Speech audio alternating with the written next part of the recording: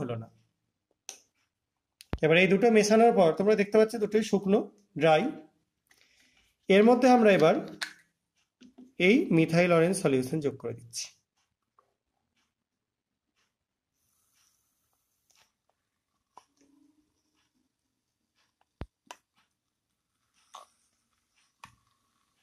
দেখতে পাচ্ছ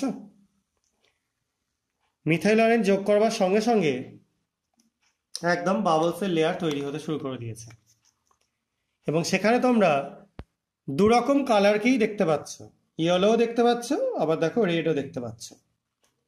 কেন এটা হচ্ছে এরকম দুটো মেশানো? কারণ এখানে এখন অ্যাসিড এবং অ্যালকালি দুটোই রয়েছে, একে অপরের সঙ্গে রিয়াকশন করছে। আমরা একটু জল আরো অ্যাড করে দিলাম রিয়াকশনটা তাড়াতাড়ি হওয়ার জন্য। দেখো খুব তাড়াতাড়ি কার্বন ডাইঅক্সাইড বেরোতে শুরু করে দিয়েছে।